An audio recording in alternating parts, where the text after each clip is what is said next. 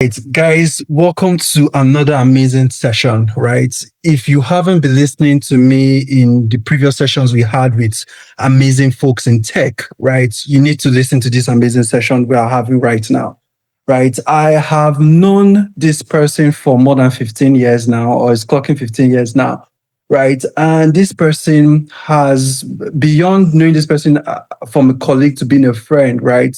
Most people that are brought on the show, they have transitioned from being colleagues and they're now friends. I can call them and tell them that, see, I need this, I need this. How can you assist me? Right. And at different points in time, she has proven herself at different points in time. I remember there's nothing wrong in you asking questions, right? But at different points in time, people assume you should know everything, right? And trust me, I don't know everything. There are some things she will say today, to be honest, I'm learning it for the first time. I may have some sense in what she's saying, right? But she's going to bring more clarity into the discussion, right? And the person I'm bringing on board, her name is Faith, right? And trust me, when she talks, you need to take notes. You need to, every time she's saying something, there's always something to learn from her, right? Like I said, I've known her for more than 15 years. She's proficient in her field in the place of infrastructure engineering, right?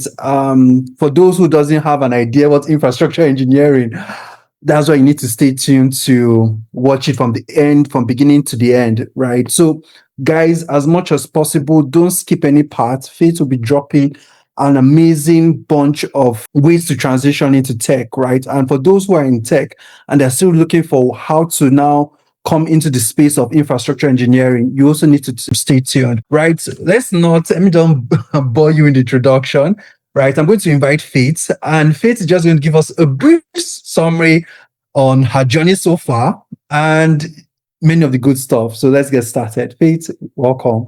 Hi, everyone. Good to be here. Thanks, Tolu, for having me. Faith. I have over 10 years experience in the technology industry. My experience spans so many areas. I started as a sales engineer several years back, and it was an interesting journey. Then went to technical sales. Then I started my infrastructure journey. So I started my infrastructure journey as a cloud infrastructure engineer and a unified communications infrastructure engineer.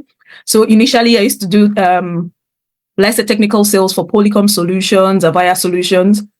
But I then started my infrastructure role. So I used to hold my CCNP, but I've stopped recertifying about last year. Yeah. Well, so I had my CCNP, then I got a job as a cloud and unified communications infrastructure engineer. And then I used to do deployments of Office 365 solutions, Azure solutions. It was very interesting. It was very, very interesting at that point. And at that point, I was like, yep, I really love this. And this is what I really wanted to do. Although it was, I had networking certifications, but the knowledge from that helped me to be able to, let's say, there were transferable knowledge and skills I could use in the cloud world, in cloud infrastructure, and even UC infrastructure as well. Then I migrated to Europe then. Then I moved from public cloud. I said my experience spans so many areas of infrastructure. So before moving, I used to do public cloud majorly and unified communications. But when I moved into the UK, I started working on private clouds. I used to work with my private cloud provider. So we used to provide infrastructure for people who don't want to use the public cloud because some of them had sensitive information, which they were not willing to put on the public cloud or for reasons personal to them. So we used to provide such solutions. I used to work on a team called the hosting team. We used to provide such solutions. So ranging from your VMware environment to your networking to your SQL database. And it was an interesting experience. Then I moved to working with the central government. And now I work as an infrastructure engineer rather.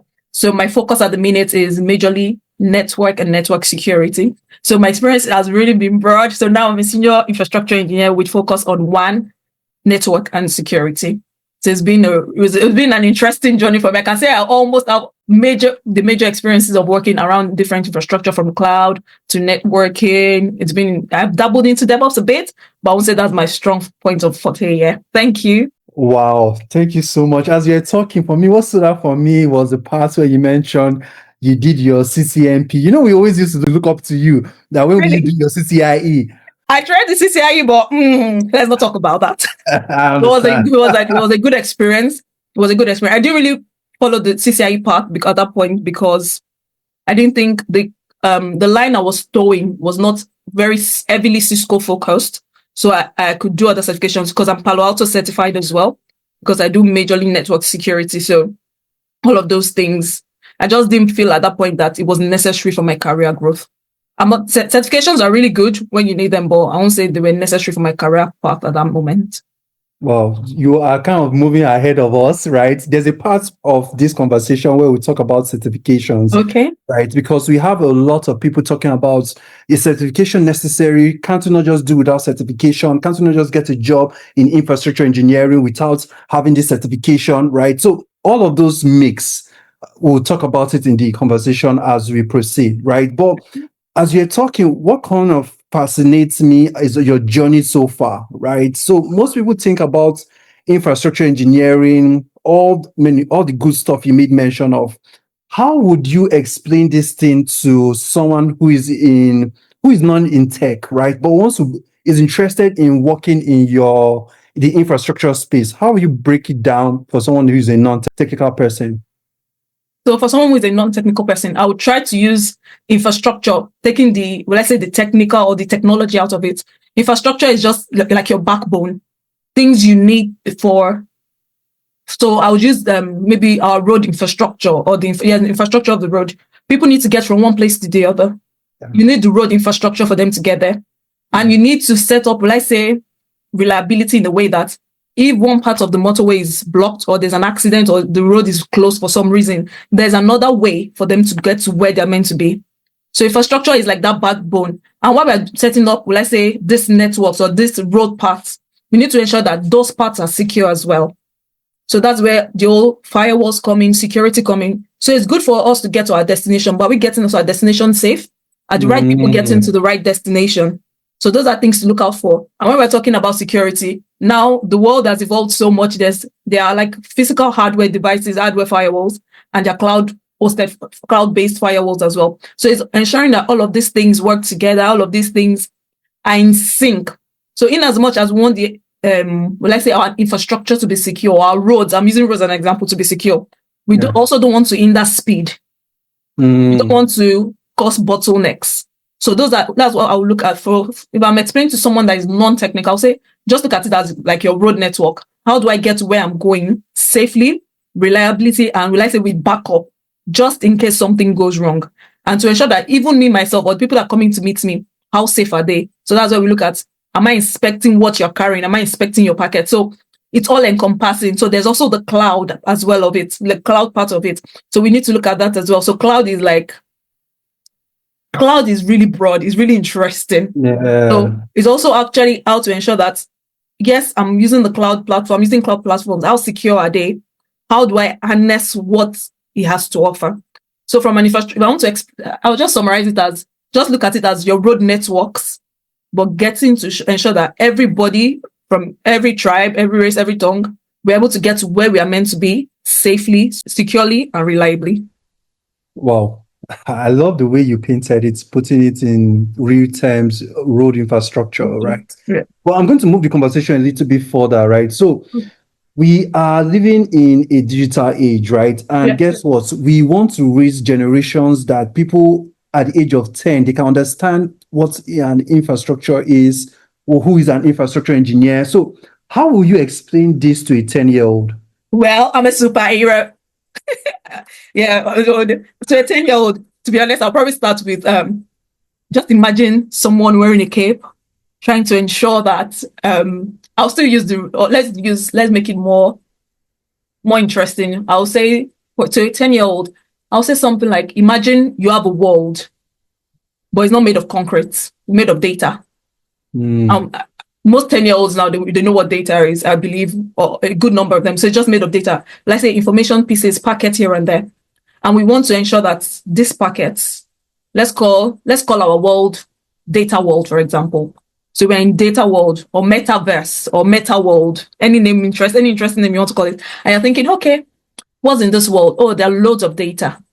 And these data, they belong to different people. I don't want anybody to just be able to say, okay, this is Faith data or Faith data Faith, and there's maybe data Tolu, for example.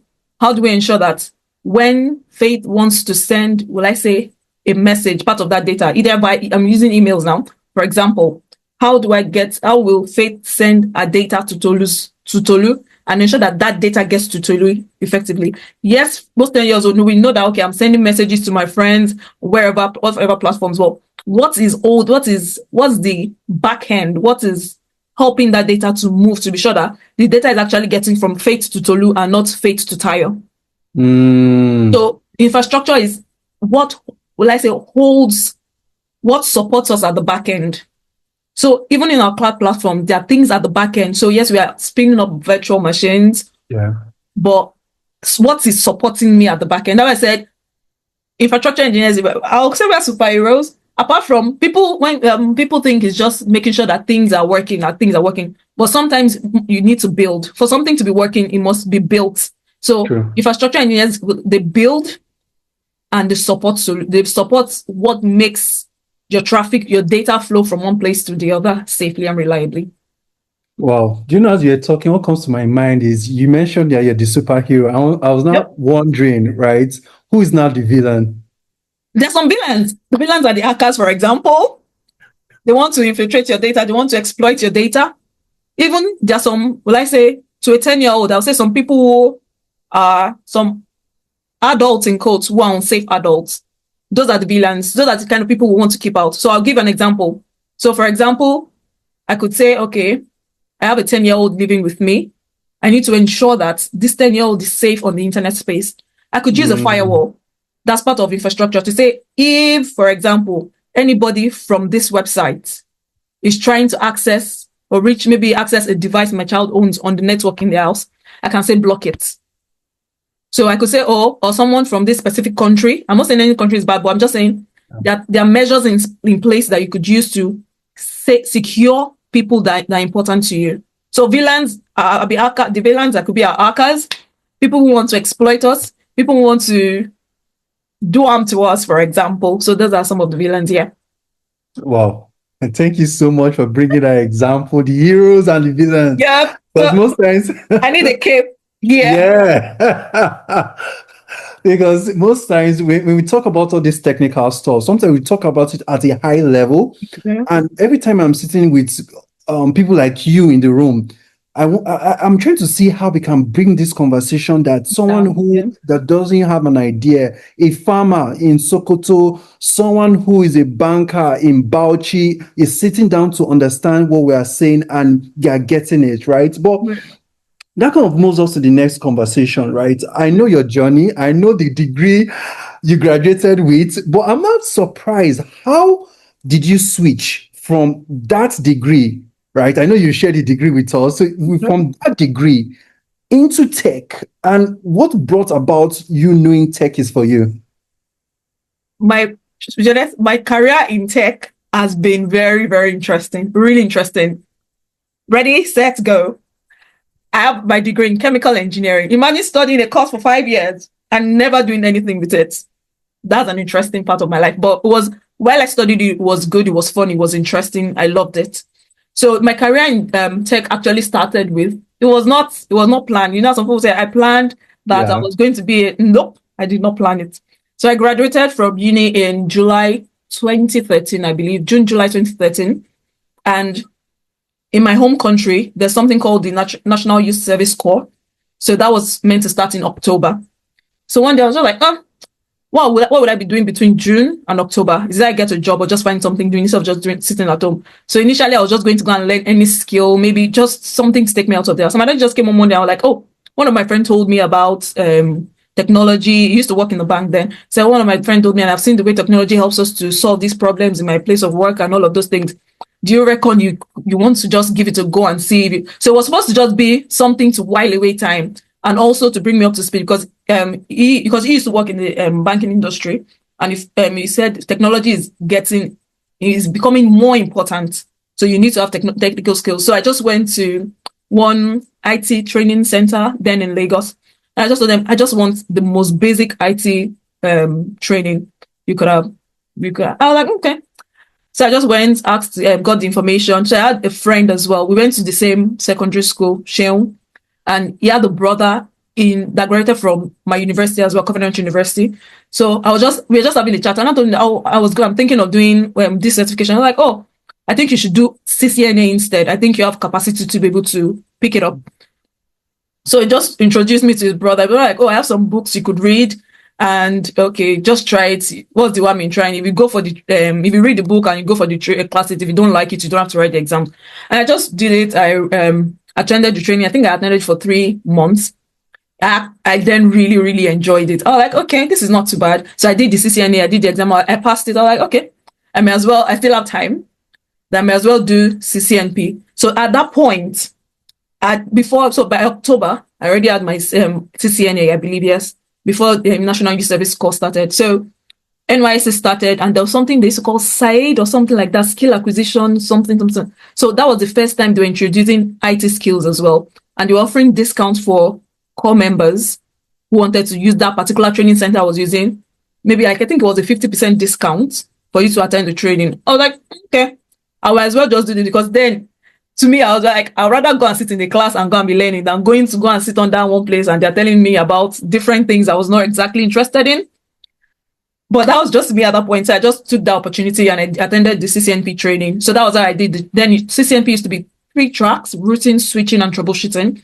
So within that 1 year space, I then did my CCNP. So I literally transitioned from, will I say, chemical engineering, having no idea. Like, I had no idea anything about it. The only thing I could do, okay, I knew the basics. Okay, use my computer, type on Word, Excel, and all of those things. I had no in-depth knowledge of technology. But within like 1 year, 3 months thereabouts, I'll say that I literally transitioned from chemical engineering to, at that point, I'll say network engineer. And it has just been on and on and on from there.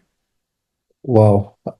Your journey always inspires me because I feel like, oh, they started the race, but we now stopped at CCNA. We didn't continue the race to doing our CCNP just like you, and striving to greater heights. But it's very interesting for me, right? Because when you're talking, one question and one conversation I've started to gather from the conversation we've been having is, most times people think that you have to study something related to tech, right? But you are coming from a chemical engineering space, but now you're not a senior infrastructure engineer, if I may put it that way, in your space, right? I don't know. Do you think going to school is now important, since you actually didn't learn this in school? Because I'm not giving license to people not to go to a university. I'm not saying that, right? So guys, hear me out. So, but I'm saying that, do you think it was important that you spend that 5 years in school? Was it necessary, or you could have done without it and just enter tech direct? I think with this conversation, it's a two-way street. I won't say there's a right or wrong answer. I'll try to give two different scenarios.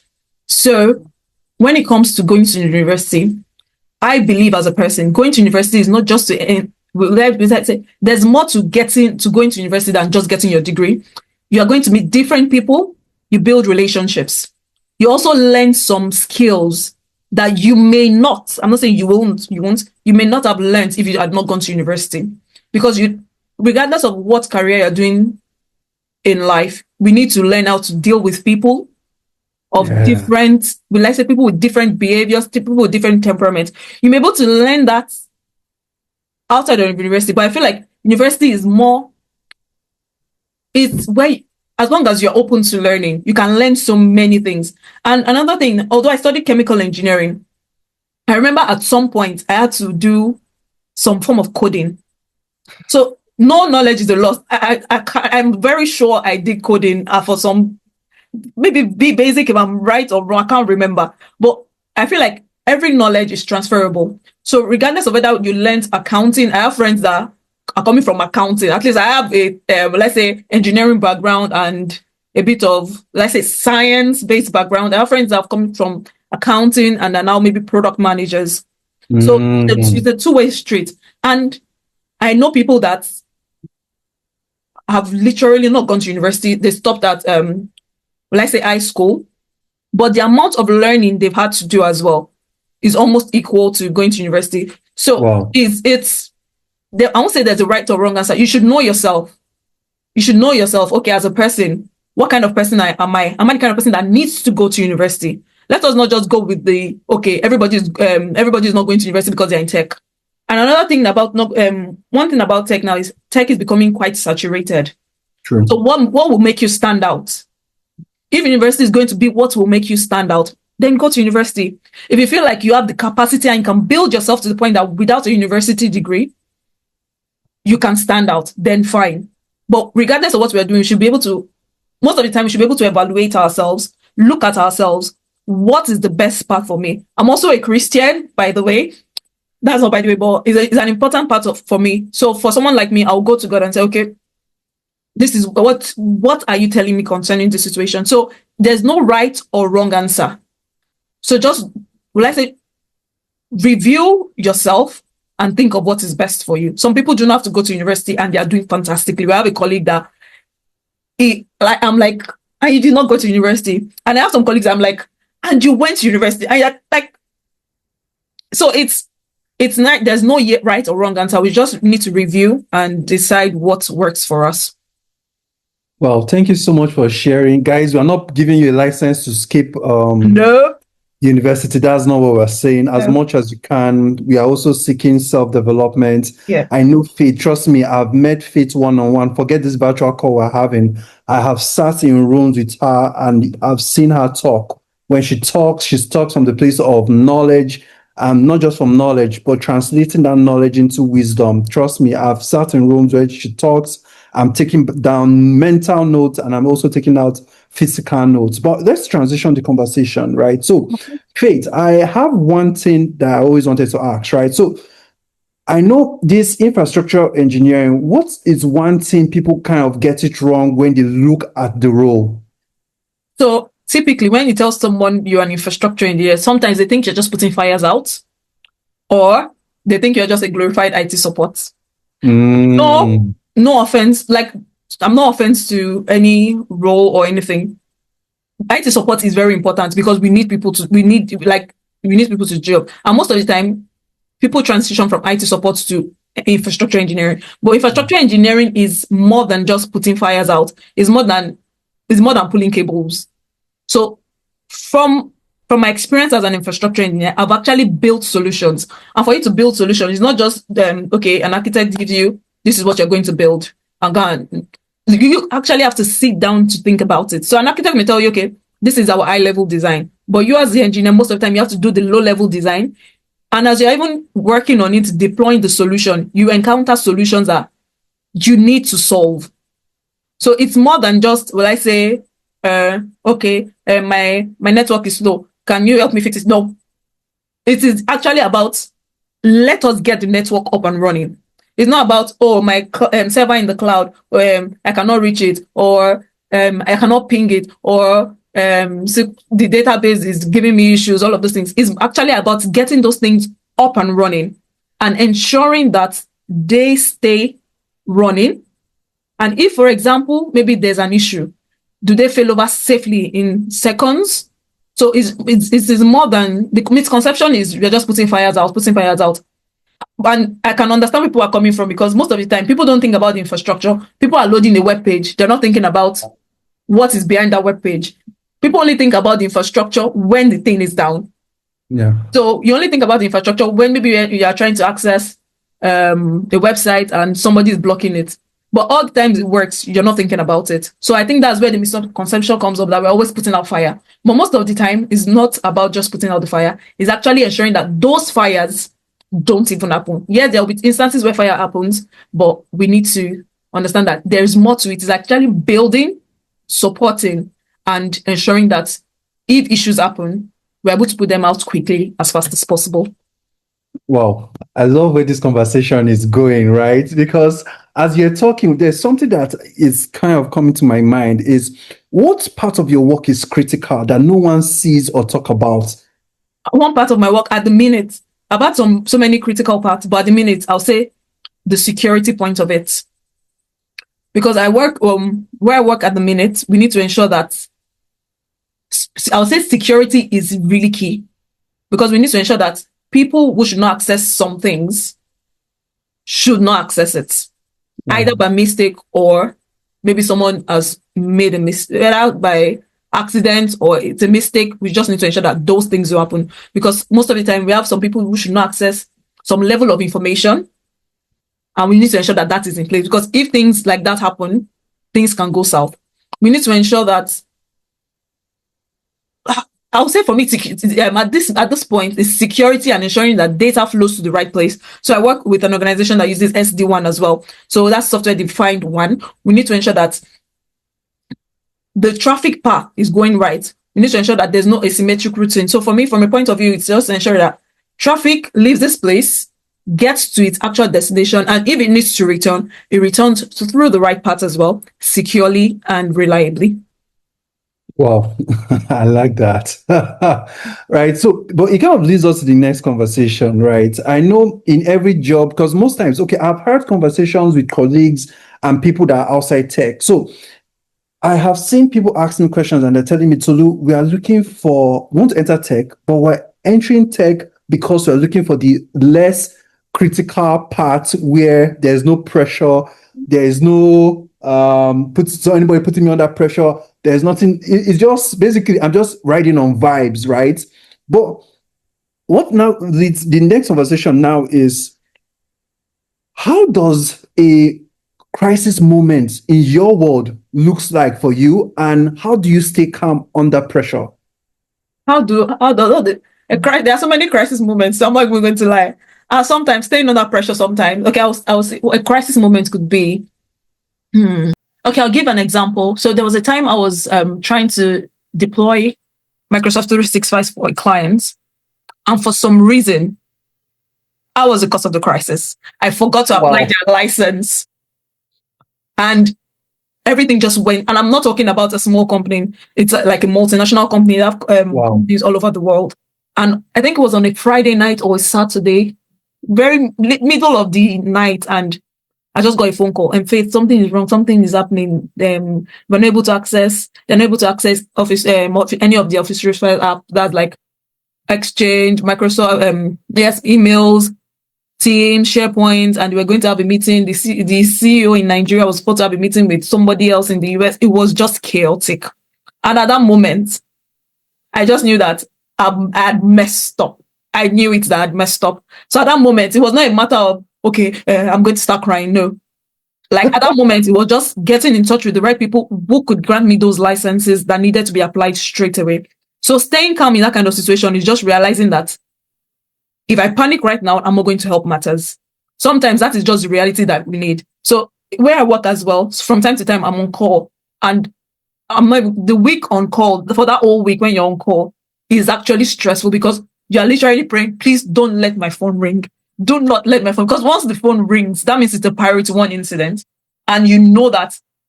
So we have like SLAs. I think priority one is like 2 hours, 1 hour, 2 hours. You need to resolve the issue, or at least be at the point of resolution. And that's the only time you get called out on call. So crisis moment, at that point, you just know that I need to stay calm. And it helps if you know what you're doing. So because if you don't know what you're doing, you're not going to be calm because you're going to panic a bit. And panicking at that moment doesn't help. So I'll say to stay calm in that kind of situation is knowledge is very important to stay calm in infrastructure. So knowledge is not just about knowing, okay, this is what our routine work, or this is how switching works, or this is where the firewalls are. You actually, most of the time, need to know the design of what you're doing. Because if you know the design, you're able to troubleshoot from a bottom to top level, or top to bottom level, whatever you prefer to work with. Knowledge is key for you to stay calm in infrastructure. If you don't have the right knowledge not in fact of, okay, I know the fundamentals or how these things work, but I need to be knowledgeable about the environment I'm working in. From this point to this point, what are my next ops? Where am I looking next? And I'll say that's it for me. Knowledge is important to stay calm. Wow. I love the way you answered it, because I've been talking to a lot of people, right? There's this conversation that is very important to have, because people are shying away from hitting the nail on the head, because we're just looking for, okay, this part is less risky. Now that you're telling us that we need to stay should we run away from this infrastructure engineering? If you want to really do infrastructure engineering, and I'm not going to sugarcoat anything, infrastructure engineering is not There are some days that are really, really, really easy. But there are some days that when things go south, they actually go really, really, really south. Like sometimes they're like, oh, we need to escalate to the OEM. Oh, you're on the call with the OEM for like 3 hours and everybody's trying to. So if you cannot work in a fast-paced environment, infrastructure is, especially if you want to, when you start up, when I started up, it was easy because I could say, okay, things are not working. I've tried for 1 hour. I'm not trying to, I can't fix it. I've tried this and tried this and tried this. I can't fix it. I'll escalate to someone more senior. But when you become the senior, who do you escalate to? You escalate to the lead. And there's a level of, there's a level of escalation you want to do, and people start thinking, do you actually know what you're doing? So at that point, I'll say, if you're not ready for fast-paced environments, especially if you're working in infrastructures that deals with, because where I work at the minute, we deal with several thousands of people.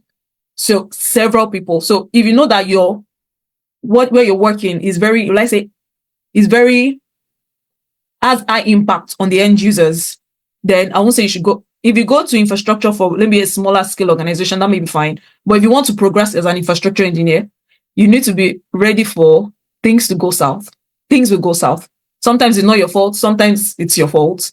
And you just have to own it. Like some things that are about my fault, and I just own it. And okay, where do we go from here? So if you're looking for the easy way out, it is not infrastructure. In summary. Because it's that you have to do certifications to start out, loads of certifications to start out. And even after you say, okay, I've got enough experience, you still have to, because infrastructure is changing, constantly changing. The fundamentals still remain the same, but firewalls several years ago, now we're talking about next gen firewalls. Now we're talking about cloud firewalls. We're talking about, let's say, a SaaS kind of firewall. So it's constantly evolving and changing.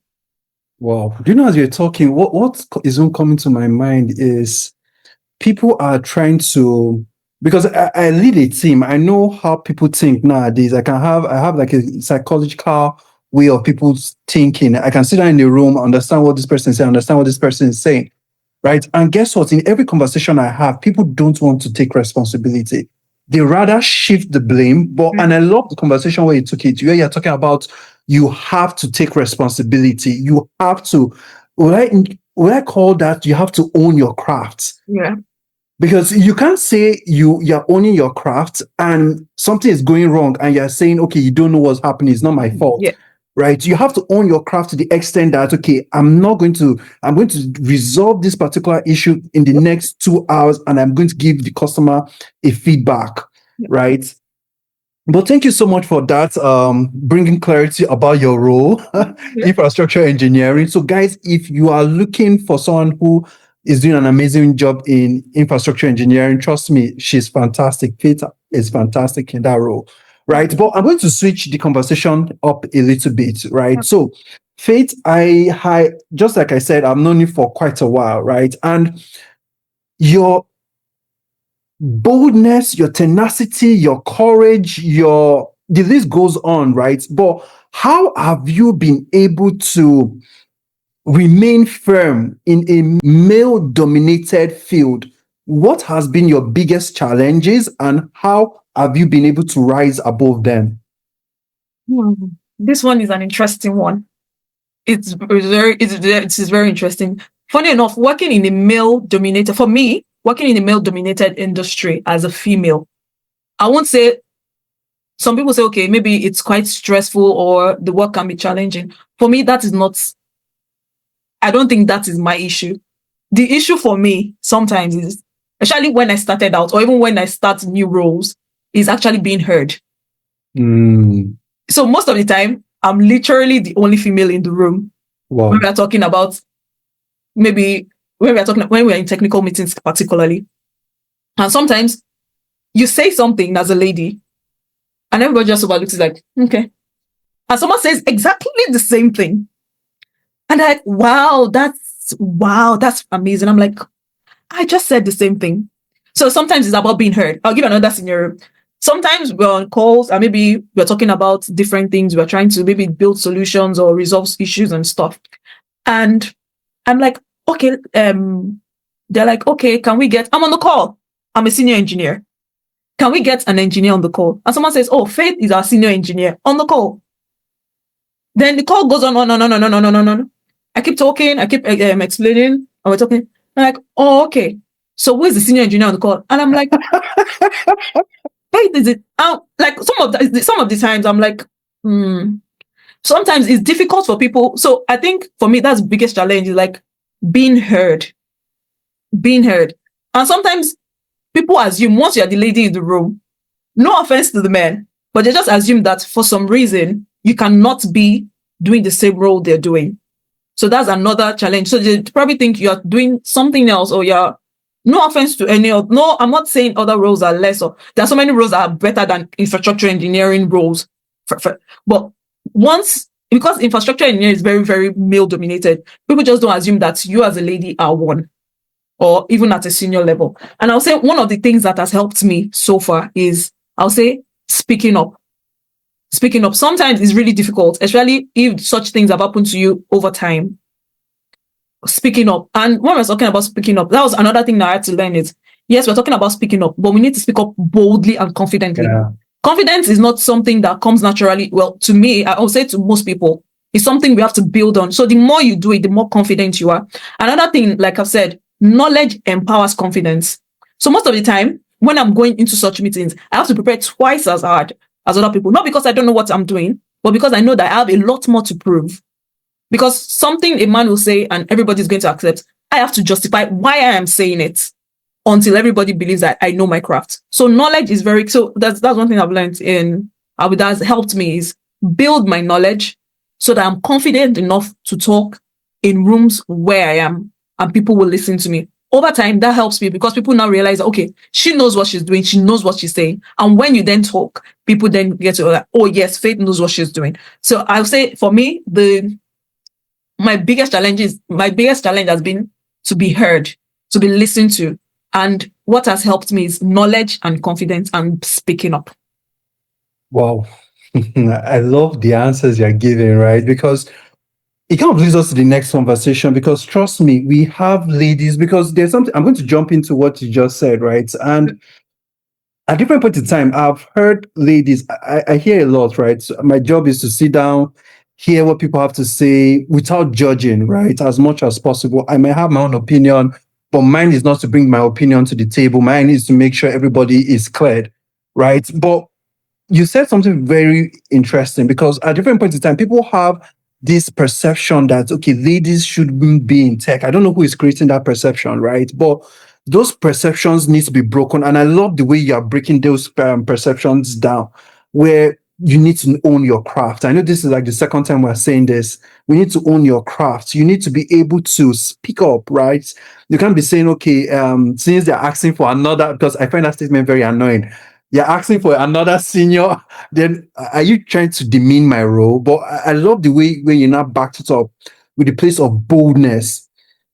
When you're bold about what you're doing, you're not timid. You say, okay, this is what I'm saying. This is the fact. I've done this for the past two clients that had this same issue, and this was how to resolve it, right? But it now kind of leads us to the next conversation, because trust me, we have millions of people that are trying to find their path in tech.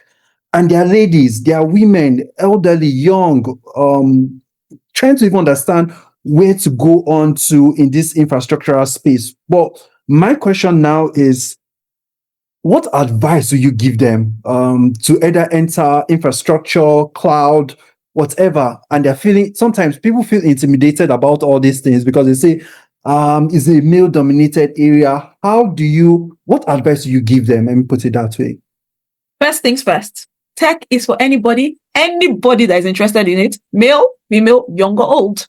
So if you as a lady, you feel like, I want to be in tech, embrace it, go for it, enjoy it. But as you go along, you will learn, for any part of tech that you want to be in, either the very technical bits or the non-technical bits. So even the non-technical bits, if you want to really grow, you need to know a bit of the technical, at least to understand what's the product. So you're a product engineer or a product manager, you still need to understand what that product is about. So I'll say, for you as a lady that wants to go into tech, curiosity is important. You cannot just say, somebody tells you this and you're like, okay, that's it.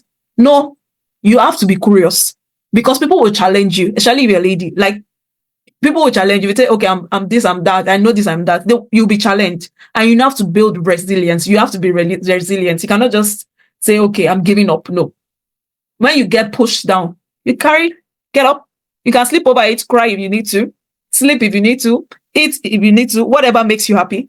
But you need to get up and move on, because that's the only way you're going to go. And you have to be willing to learn. You have to be willing to learn.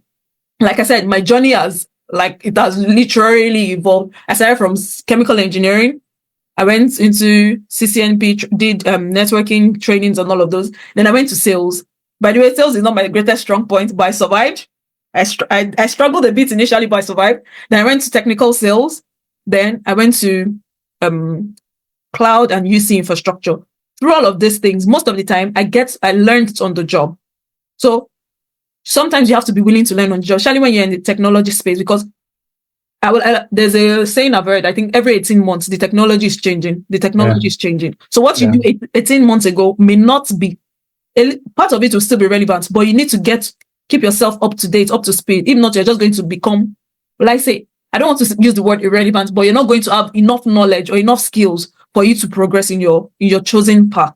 So willingness to learn is very, very important. And if you decide that you want to be an infrastructure engineer, I'll say, first things first, you need to learn the fundamentals. The fundamentals are key. Like I said, doing my CCNA and my CCNP helped me, even though my first major technical role was in cloud and unified communications. Because when I'm speaking to clients, then I used to work for a managed service provider. So we had different clients from government to tax to accounting to healthcare. So when I'm speaking to them, most of the time, because I used to work with a managed service provider, you get to a site and they ask you, they're having maybe networking issues.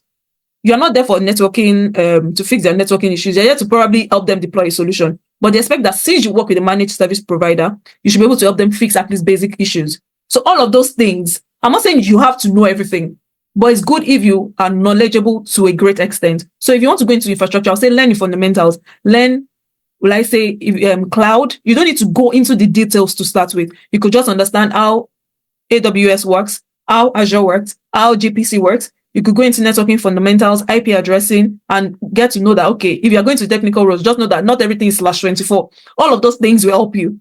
So sometimes if you are going to a technical role, some people say, well, I don't have the experience. I'll quickly share a quick story. There was a role I applied for. That's why, at the beginning I said I dabbled into DevOps a bit. So there was a role I applied for. I met almost all of the criteria to apply for the role, but I submitted my CV and I got an interview. But one of the areas that I was lacking was DevOps. Although I got the interview, between getting an interview invitation and doing the interview, I did, I think in the space of 1 week, I did completed a training for Microsoft DevOps. I built a lab just for that interview. I didn't end up using the DevOps, let's say, knowledge for my role, because then we got on DevOps engineers on board. But when I was asked questions about my experience in DevOps, I did not have to lie, because I knew I'd done the trainings and I'd set up something. So at that point, I had the theoretical knowledge and I had the hands-on knowledge, because I'd set up a lab. So what I'm trying to say is, if you're going to a technical role, you don't need to have to wait for all the experiences. As you're attending your trainings, you can set up a lab. Sometimes you can there are so many things. There are so many, you are doing networking, you can get GNS3. Packet Tracer used to be really good, but now I think they've stopped it a little bit. It's a bit more tricky. You can get GNS3. You can literally build anything you want to from a networking point of view. Sometimes Amazon, Azure, Microsoft, Google, they offer some free, there's a word for it, where you get free money in an account for you to practice on. So embrace all of those things. Get networks of people. Your network does not need to be only women in tech. Get men in tech, women in tech, even women, non-women in tech. Get them, non-men in tech. People that can challenge you to aim for more. Because if you see, like I always say, if you stand on shoulders of giants, you are more likely to see further ahead than someone that wants to start by themselves. And when you're talking about giants, it's not just maybe only people in tech field. Just get people, your support network. It could be your family. It could be your friends. It could be wherever. People that you know that will spur you on, that when you want to go back, you're like, nope, my friend, get up and move on. And lastly, don't wait until you feel perfect to apply. There was a day I was telling one of my friends, I was like, I'm going to apply for the role. Then if you give me the job, it is on you. It is not on me. That because for me to get the job, that means I've applied for the job. You reviewed my CV I've done the interview. You think I'm good enough. And by the time I get on the job, I will give it my possible best. So don't wait until you get, will I say, you're perfect, or even to apply for that promotion. Apply for the promotion. Another thing with women, especially people from my background, so African background, is sometimes we act a bit timid.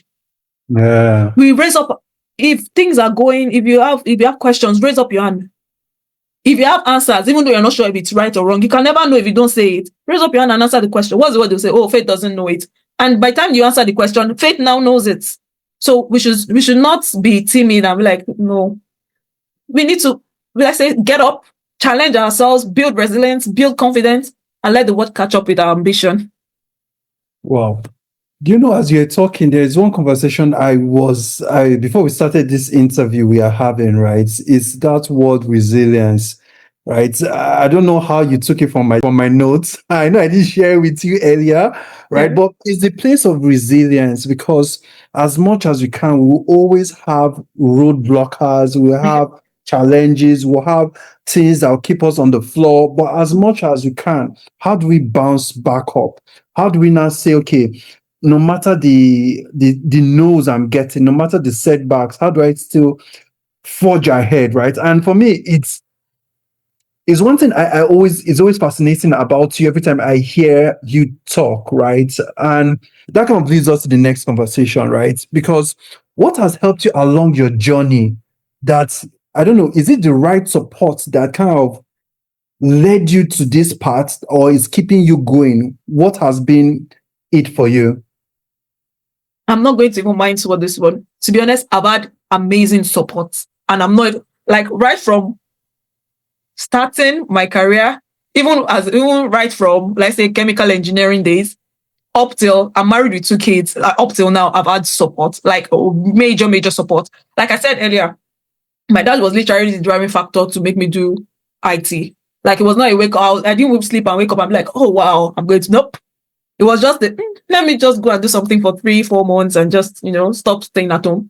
Then from there, I had support everywhere I've gone. Like, I remember some days especially when I'm writing my exams, my mom is like, have you read? Have you done this one? And this one? Okay. Sometimes I'm not ready. She'll be like, you need to rest. You need to eat because the food is good for your brain. So I've had really support. I can remember then my sisters, some days I get back from work and I'm reading or trying to bring up, learn new things or something, and I just sleep off. And by the time I wake up, I'm literally sleeping in my work clothes. My sisters have taken off my shoes, and they but no, don't disturb her. Sorry, that's how she. Just let her get some rest. And they tease me later, but they're like, don't worry, we understand. And I will say support. I got married again, so after I got married, I moved into the UK.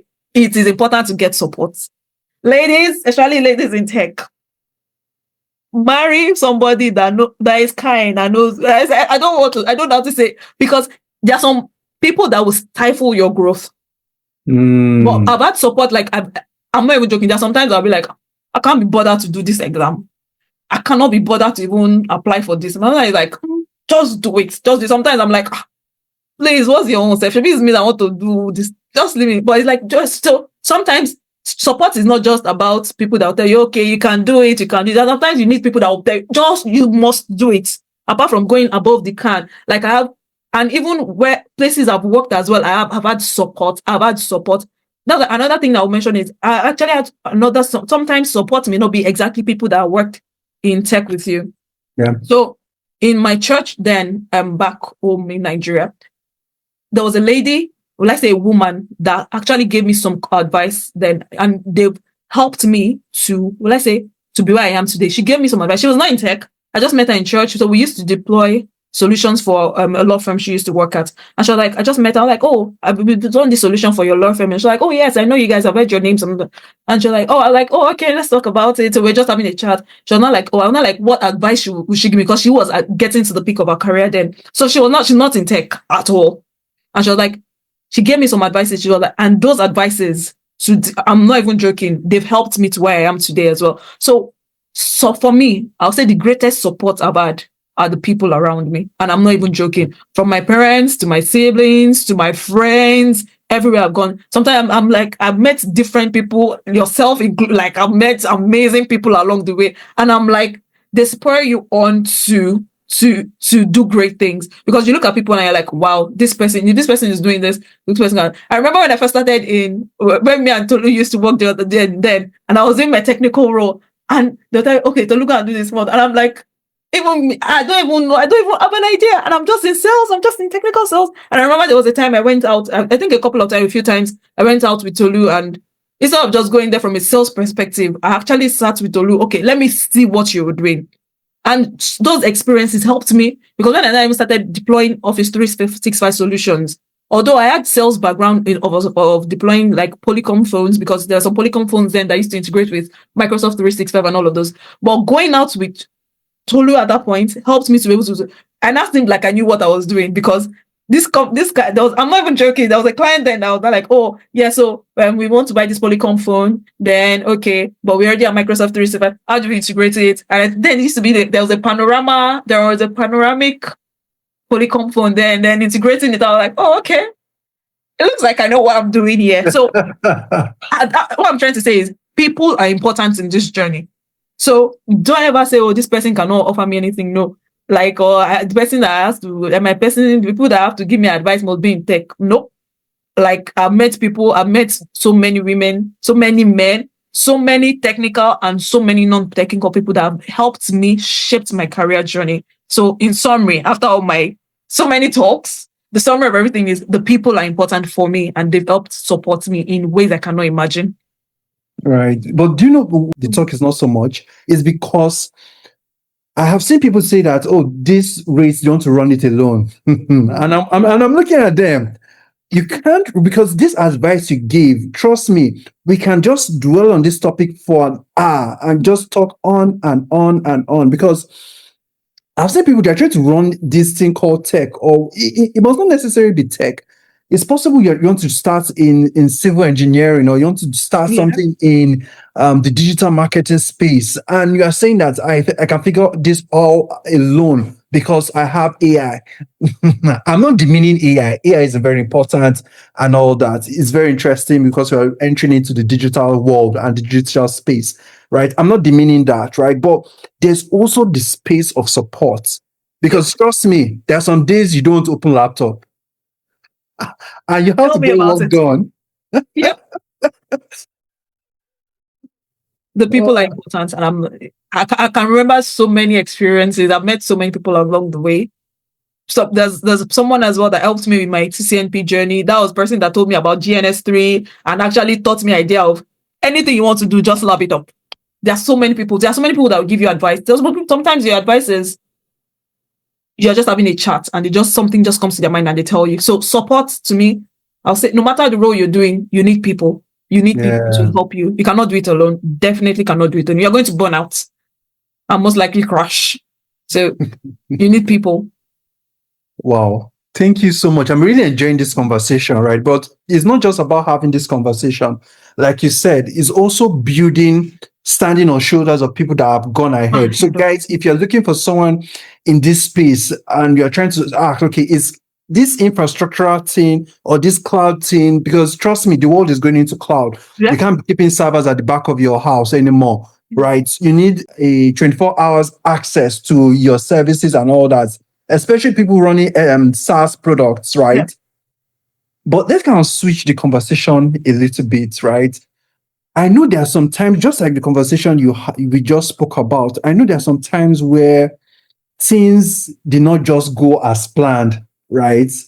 But in those times when things did not go as planned, maybe certain things broke and all that, right? How were you able to solve it, right?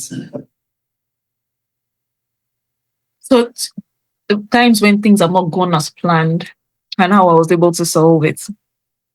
To be honest, this word is just, how do I put it now?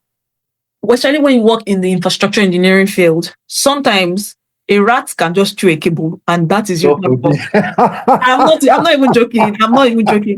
A rat can chew a cable, and that is like, and everybody's running helter-skelter. What's going on? And you're like, oh, I'm sure we rat-proofed it. Like, there's just going to be a lot of back and forth. But like I said, first things first, calm. You need to stay calm, because everybody will be calling you project problem manager. This site has gone down. this one has done this. There's a problem there. Then the person, the site is calling. They are calling for updates. So at that moment, I'll say, calm. There sometimes I'll tell my problem managers, please, can you just leave me alone for a few minutes? 30 minutes, I'll give you an update in 30 minutes. I don't want to be on a call with you. Because by the time I'll call, everybody's talking into your head. No, it can be this, it can be that, it can be this. So for me, I have, like, depending on kind of situation, I either have a top to bottom approach or a bottom to top approach, depending on where I think the issue is. So for me, I have this for, so we'll find out what works for you. So for me, at that point, I'm like, okay, is this where the issue is, or is this where I think the issue is? Then I start troubleshooting from there. And another thing I'll say is, don't be afraid to ask for help. Asking for help does not make you dumb. It doesn't make you seem like you don't know what you're doing. If you need to ask for help, ask for help. If you need to ask for help from your colleagues, ask for help from your colleagues. If you need to ask for help from someone more senior, ask for help from more senior. It's better for you to solve the problems as soon as possible, resolve it where you can, and in the next time you do. For me, sometimes I try to do lessons learned. Okay, where could I have, well, where am I having a knowledge gap? So for me, at that point, the first thing I'll say is, first, take a deep breath and be calm. And if you have to drain out the noise, drain it out. If you can tell people, don't interrupt me for this amount of time, let me look at it. If you have to escalate to get help, escalate to get help.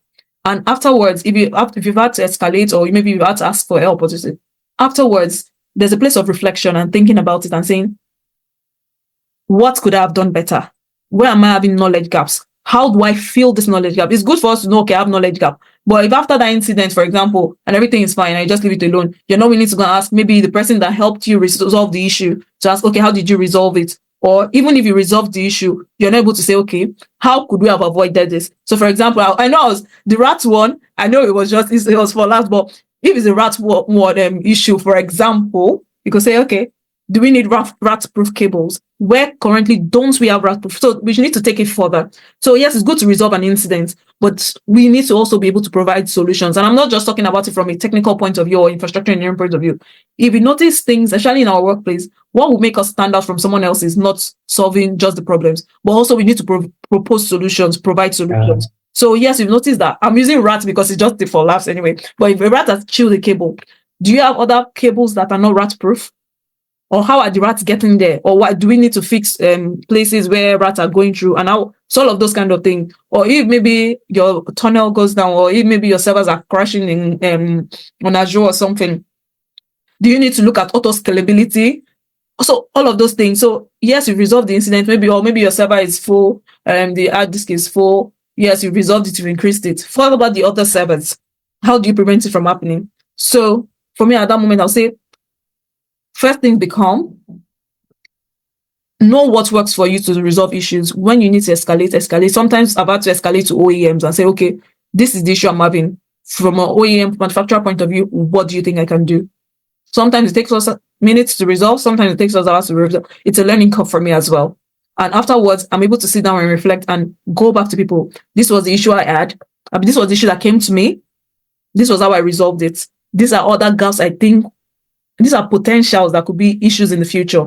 How do you want us to handle it? Do you want us to put this fix in place now? Or do you want us to leave it as a risk that things will go wrong? And I think that will be it. Wow. I love the scenario you painted, actually.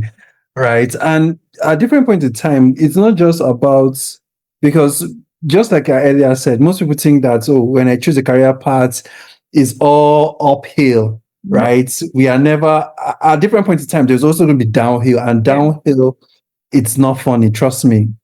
There are some times, I'm sure you have also experienced it. There are some times that it has passed your closing hours. But you're on a call trying to resolve an issue that at this point in time, you're not even making any headway, but you just have to resolve it. Yeah. Remember the conversation we had earlier where we are talking about certifications? We are now bringing it now.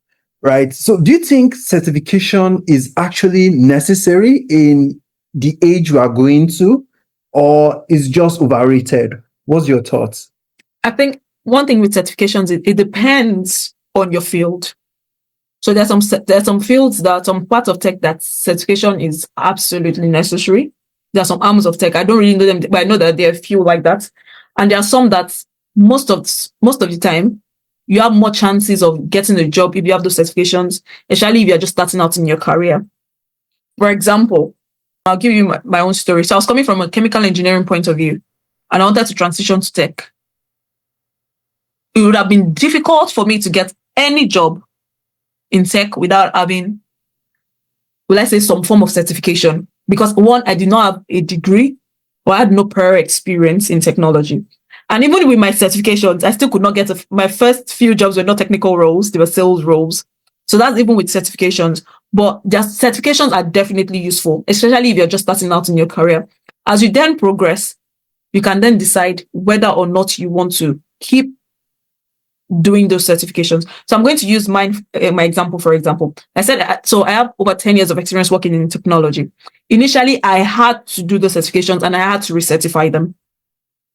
So I used to be a Cisco certified network professional, but now I don't recertify them anymore because one, I do not really need it at this point of my career. And I'm no longer really working heavily with Cisco devices. So there was no value in me doing those recertifications anymore because now I'm doing more Palo Alto. So I'm Palo Alto certified now. I'm doing more Juniper stuff. So all of those things. So we have to look at where we are in our career. I would recommend this for someone that's starting in infrastructure. If you want to really start, it's sometimes easier for you to get a job if you have those certifications. But are they really essential for you to progress? I would say no. Now, people are not really so fussed about certifications. There are some people that are fussed about it, especially if you work with managed service provider, maybe Cisco providers, Cisco Gold providers, Microsoft providers. Most of the time, they are really, those certifications are important to those organizations. So if you work with them, you have to do it. But now people want people that have the skills, because what's the point of your certification if you don't know how to resolve the issue in real life? So it's good to have the certifications, it's good to have the knowledge.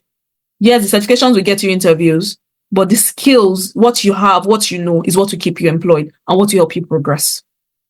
Wow. I love the way you just kind of cut in between, right? And for me, it kind of leads us to the next conversation. I'm not going to add to what you just said. As you have said it, it is done, right? And I'm going to move on to the next conversation, right? And you keep talking about this word infrastructure, infrastructure, infrastructure. You have said it almost all through the conversation we have had, right? And do you think people that are not engineers, right, maybe front end, back end, DevOps, whatever, do they really need to understand what an infrastructure is? I'll say yes, at a basic level. The way I look at it is this. So, for example, I'll see infrastructure as, let's say, electricity. The infrastructure engineer as, let's say, the electrician. For the DevOps engineer, I'll say, you need to know that you need electricity for your job. You need to know how the electricity will work to power your whatever you're building, whatever you're doing. And you need to know not to maybe put metal into an electrical socket. You don't need to be an electrician to know all of those things, but you just need to know that, for example, I should not put metal into an electrical outlet. I should know that I need to plug maybe my laptop to a power source, an electrical source for it to work. So I'm not saying we should know everything about the infrastructure, but we should have a basic understanding of a basic understanding of how the infrastructure works. Because as a developer, you need to know how your let's say your app or your code behaves, if it's in dev, if it's in pre-production, or if it's in production. So all of those things will help you, because sometimes even as sometimes your app may not be working well, your code may not be working well. It could be a problem with the infrastructure. You don't necessarily need to know the intricacies of it, but it helps if you know where to look. That's where I'm coming from. So infrastructure is like the electricity. You don't need to be an electrician to know not to put metal into it. You don't need to be an electrician to know that, for example, you need to plug what provides light to you to the source of the electricity. So you just need to understand the basics. Okay, networking, cloud services. How do I access Google Cloud? How do I access AWS? What my SaaS services, my infrastructure as a services, my platform as a service. Yes, services. What am I saying? Services, but we get the point. Wow, but thank you so very much, right? Because at different points in time, this thing called infrastructure everything is built on something, right? Yeah. Even if you are building the next, I don't want to mention product's name, right? Yeah. But if you're building the next product, it has to sit on something, right? Something. Yeah. It's not going to sit on the I don't think it's not going to sit on the air, but we're talking Yeah, I think about it's the cloud. cloud. So But the cloud is still a right? form of infrastructure anyway. Yeah. Right. And no matter all that we have, I know we have said a lot, right? And infrastructure is very important, right? No matter how people keep saying, for those who are choosing, because trust me, I remember, I don't think I ever shared it with you. I remember when I wanted to enter tech, I was confused on which part in tech. I knew I wanted to do tech, but I didn't know what area in tech. I kept telling myself, okay, I just want to do tech. Then Yeah. someone had to sit me down and say, okay, Tolu, tech is vast. Yep. You can't just say you want to do tech. Tech what? Is it front end? Is it back end? Is it DevOps? And they're mentioning names I've never heard in my life, right? And for those who want to enter tech, trust me, you need to understand, do your research. Just like Faith has said, right? She did her research, she has done studies, she knows, trust me, Faith knows her craft. I'm not here to throw her accolades here. She doesn't need it. She knows I always give her support, right? But as much as you can, you need to know your crafts. You can't just say, okay, you wake up one morning and you want to be a DevOps engineer. As much as possible, you need to know your craft. You need to know, okay, does it fit into the skill set, into my toolbox? Yeah. And at any point in time, when people are talking about my toolbox, my skill set, and you bringing it out, people just say, okay, you are actually vast, right? But let's switch the conversation a little bit. So you mentioned earlier in your conversation where I know you mentioned it just on a lighter note, right? But do you think this infrastructural space can it be so demanding that sometimes it causes burnout? And if it does, how do you avoid, not necessarily avoid it, but as much as possible, take ownership of it in such a way that you avoid the burnout that is being demanded on the role? I'll say infrastructure engineering can be demanding. It can be demanding, especially if you work with. So infrastructure sometimes it depends on the environment you work in. So depending on how fast-paced the environment you work in is, it depends on that makes it more demanding. So I worked in, so for example, I've deployed for clients that are pretty laid back. As long as you meet their timelines, they're not too bothered. Like they're very easy. So those kind of people, you will probably not burn out with them because when you go to their office, they will give you tea, they'll give you all of this, they'll treat you nice and all of it. And I've deployed for some people that are like, this is our deadline, but we want to finish it 1 month before. So everybody, Wow. they'll put like, and there's some people that are just like, they'll just throw you in the midst of it. The project manager has promised something that is not achievable. And you're like, how did this happen? So I've been in different situations, but generally I'll say yes, especially when it comes to when you're actually deploying the solutions, it can lead to burnout. And there's one I remember telling my husband recently that there are some places there are some scenarios of infrastructure I don't like to be on. So sometimes at work we do like a rotation for incidents. Sometimes I do not like incidents because incidents can be draining. So I'm just trying to get to the point that yes, it can lead to burnout. It can lead to burnout. But one thing I do is, for example, when I take my holiday, I'm not one of those people that will take holiday and you be there and I'll put in my out of office that I'm reachable, I'm out of office, but you can still contact me via email or chat Teams and I'll respond to you when I can. Nope. I'm on holiday. I will actually put it there. I'm out of office till so and so date. And I have no access to emails and Teams. So if you reach out to me, if your request is urgent, reach out to this person or wait till I get back. So that's one way I do it. I'm not all for, because I'm not irreplaceable. If I decide to leave, that's where I'm being honest. If I decide to leave, they'll find someone else that will do the job, and that's just life moves on. So personally, I'm not all for being always on. No, being always on does not make you a hero. It just makes you the person that everybody dumps all their load on. Nope. So, and it doesn't make you sustainable. So for me, I don't believe in the all. So that's one way I avoid burnout. When I need to take time off, I take time off like I don't have a job. I forget all about the job. That sometimes I even switch off my work phone, my laptop. I do not want to sit. I don't want to hear anything. And I protect my energy the same way. Sometimes the burnout may not even come from the work. It may come from the people. There was a time I had to stand up to a colleague who was trying to, I don't want to go into it because this is going to go online, but there was a time I spoke up to a colleague. Like sometimes you need to, speaking up, you need to speak up and say, don't, I understand, I don't even understand where you're coming from, and I do not want to understand where you're coming from, but I will appreciate it. So constructive criticism, I will appreciate it if you don't ever talk to me about this again, and don't ever talk to me that way again. So we set boundaries. When you set boundaries, everybody knows that next time you don't talk to Faith like that. So, and when I realize that I'm getting to the point of being tired, being exhausted, I reach out to my line manager. I'm getting to this point and I need to take some time off. And having hobbies, like I sing, that sometimes I can just wake up and say, okay, I want to go into boxing. I may do it for 1 month and just drop out. Well, so sometimes doing things outside of work, our life should not be centered around work because it's going to burn us out. So if you have, like I said earlier, I'm a Christian. I have strong faith in God. My church community, I have a strong relationship in my church community. I sing in the choir as well. So all of those things, my life is not centered around work. My life is, I have so many things. I have a family that I love so much. I have 2 kids. I have my husband. I have my siblings. I have my family, extended family. So for me, to avoid burnout, you need to have hobbies. You need your people, not just people, your own people. You need your people. And you take good care of yourself. There are some days I'm like, today I'm sleeping for the whole day.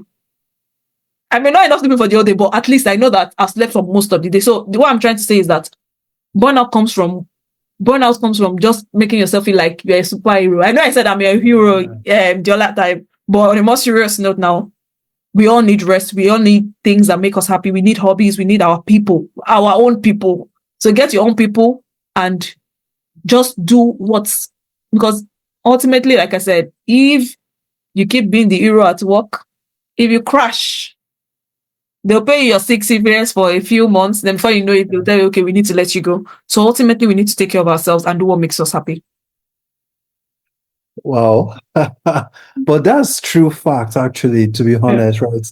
I'm going to also put it in the way I understand this conversation, right? It's the place of setting boundaries, right? Yeah. It's also the place of taking a stand and the place of, to be honest, right? So a colleague asked me this week, and the person was asking me that, look, how do you rest? I didn't know how to answer that question. Yeah, I know how to rest though. Because people don't know how to rest. I love the examples you gave. How do you switch off from work? There are some people that's okay, when they're done from work, you go to another work. It's just work after work after work, right? But I love the way you made that switch. If you are not at work, you're taking care of your family. If you're not taking care of your family, you are engaging in a hobby. Yeah. Because people don't know how to engage in a hobby. They just think this life, we have to make this hustle. This hustle is real. So we have to keep making the money. They take it up. I've heard people say that on a day, they take up like 3 shifts. And I'm wondering, okay, what time do you have to rest? Because most people think, okay, if the bills will keep coming, because the bills keep coming, they also have to be prepared. There's also a balance. I love the way you balanced it. It's not just about making ends meet, right? You also have to have a work-life balance, even though it's never balanced. But let's not start that conversation. No, let's not start, but at least let's just try for it. Because ultimately, especially when it comes to, I'm big on family, because ultimately, when things are down, your colleagues at work are not going to be there for you if you're being honest. They may be like, oh, check up on you for a few times. But ultimately, like I said, I had a message of your people. Your people are the ones that will be there for you through the thick and thin. They're the ones that will look out for you. For example, if life happens and maybe you are definitely burnt out, and God forbid we crash and we're almost burning, your people are the ones that will be there to, let's say, get you out of that rut to bring you up. So ultimately, we just need to ensure that we look after ourselves in summary. Yeah. Well, but thank you so much for that conversation. I don't know why you brought it up, but it's something that people struggle with in the workplace. They are trying to make ends meet. Inflation is catching up with their salary. Their salary is not enough and all that. But in the midst of all that, we need to now ask ourselves, we need to rest. We need to detach from our work. If you like, take a hobby of cooking, cook meals, do something outside work that makes you happy. I learned boxing for a while. Okay, I'm going to be scared of you now because since you know No, how to do, I dropped it after a while. I'm still scared of you now. All right, but I'm going to switch the conversation a little bit, right? Okay. So what's one lesson from your career that applies to life outside tech? Hmm. I think I'll just go back to the point we both mentioned a few times is resilience. Resilience. We need to build resilience in every area of our lives because life sometimes will throw us, we like say curveballs and you're not Yeah. expecting. So we just need to build that resilience that no matter what, I'll still keep going. You need to build that resilience that no matter what happens, I'm here for the long run and I'm going to keep on moving. Yeah, I mean, I think that's one lesson that I've learned. And another thing will be, let's say, recovery. Let's say having recovery plans. So Yeah. recovery plans could be from financial recovery plans to maybe, okay, some people say having multiple streams of income doesn't necessarily involve maybe taking on 3 shifts, but recovery plan in the sense that, Mm. okay, maybe I'm working full time. Do I want to put money in share stocks that will give me passive income? Do I have an emergency fund in case my car breaks down and I need so amount of money to fix it? So recovery plans, it could be in form of our health. Some of us we're not looking after our health, we're not doing checkups, we're not going to the doctor to some of us only go to the doctor when we're sick. Some of us don't even check our blood pressures, especially now. Are you one of them? But on a more serious note, it's just having those plans in place, those things in place. But those, like, it's just ensuring that there are things in place to fall back on if things go wrong. So for me, I think those are two things I've learned: resilience and having recovery plans for when life happens to us. How do we recover from it or try to recover till we get back on our feet? Wow. Thank you so much, Faith. And there's a conversation I was supposed to have earlier, right? It's more of like we're switching the session just for us to know you're taking it, right? So are you a early morning or late night worker? Late night, like, So did you? late nights. If I So have to, early mornings or late nights? do you mean if I have to choose or what I currently do? Um, what you currently do, or if you're going to choose. Let's say if you're going to choose. If I'm going to choose, I like working at night. I'm typically like maybe I would have preferred 12 to 8 kind of work or 11 to not very early, but currently I do 9 to 5. 9 to 5, apart from times when I'm on call. So then it's like 24 hours for a week thereabout. But generally I do 9 to 5. Wow. But if I had to choose, I will not start at 9, maybe like 10:30, 11. That's when I'll start. Wow. Okay, I'm going to ask you another one. Coffee or quiet walks? None. I'm up first. I'm a water girl. I just I'm Okay, what about Slack or WhatsApp? mm, I'm not really a messaging person as well. So none. Plus I'll say none. Okay. Well, maybe I use WhatsApp more. But yeah. But if I had to choose, if I had a choice, I would say none. But currently I use WhatsApp more, yeah. Okay, what about work from home or office, in office? Work from home, 100%. All right. So as we bring this session to a close, right, guys, to everyone listening to us, trust me, this session has been an amazing session, right? I have known Faith for quite a while, and trust me, though you guys just experienced this short time with us, hearing about infrastructure engineering, the cloud space, and all that, trust me, there's so much to learn in tech. I'm still learning, even Faith is still learning. Definitely. Right. And just like you rightly said, in 18 months, these technologies we have mentioned is going to be obsolete, right? There'll be new technology, there'll be emerging technologies. There'll be much more that people will get to know of, right? And also, we also have to learn it, right? But as much as possible, we have to keep learning, right? But Faith, before we bring this session to a close, right? What do you want to share with the audience that you think we missed out that they just need to hear? With the audience, what I'll say is I know there may be people that are watching this because they want to, let's say, switch to tech, because tech is getting more interesting and a lot of people are coming into tech. What I'll say is, if you feel like you're at that point and you want a career change, the first thing I'll say is reinvent yourself. And reinventing yourself means getting the knowledge you require. So there are different parts of technology, like Tolu has mentioned as particularly. So first things first, apart from just saying, okay, I want to go into tech, first things first, what part of tech do you want to go into? Are you a people person? Could you do technical sales? Are you a product person? Or are you able to manage time and people? Do you want to do project management? So depending on, so we reinvent yourself. You don't need a computer science degree. Like me, I do not have a computer science degree. I had a chemical engineering degree. And you do not need years of experience. Everybody that has had years of experience, they started from somewhere. So reinvent yourself, get the knowledge you want.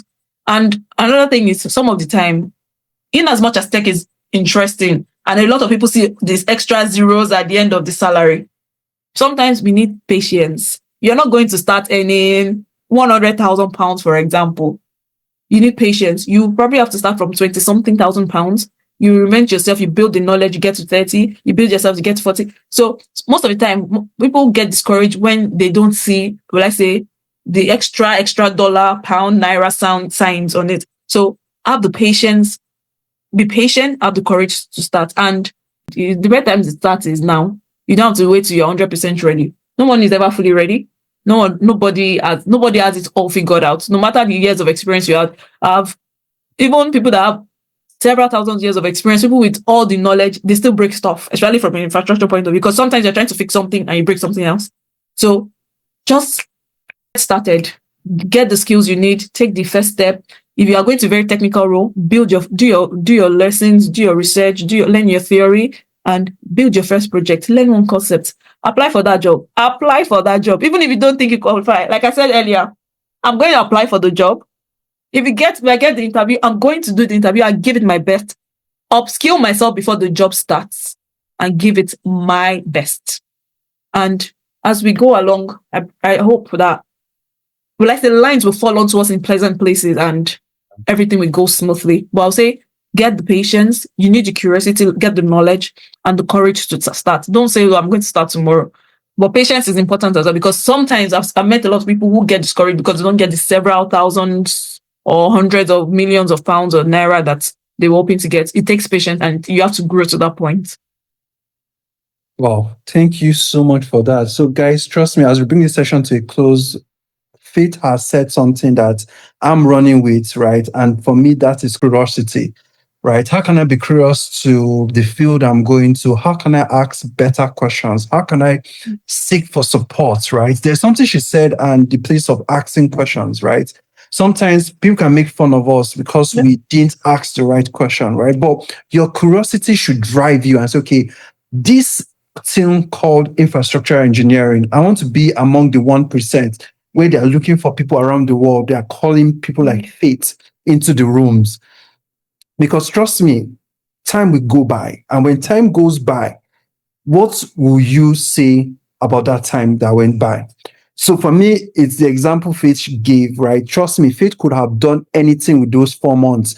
Should have said, okay, these 4 months, I'm going to use it to cool my brain. After all the 5 years of studies, let me use this one to cool my brain and just fluff around on social media. I'm not saying social media is bad. Please don't get me wrong, right? But as much as possible, you also have to seek your personal development. How can I grow as an individual? How do I now say, okay, I'm going to navigate certain career paths? And as much as possible, stop looking for the less risky parts. Yeah. Right? So don't look out for the less risky part and face it head on. If you are facing a particular challenge, can I link up with someone on LinkedIn or any social media platform to find a solution to this and connect to them? And the list goes on. So guys, thank you so very much for taking our time to watch this video. I know we took a lot of time to break down some technical stuff, and trust me, we would have gone on and on and on, but like Faith said, she's a family person. I respect time, and as much as possible, if you see Faith anywhere, please engage with her. She's a fantastic person to connect with, and trust me, having faith in your circle, right? She mentioned something about having your people in your circle, right? So having faith in your circle is a very fantastic asset, right? So guys, thank you so much for taking our time to watch the video. See you in the next one. Thank you. Thanks, bye.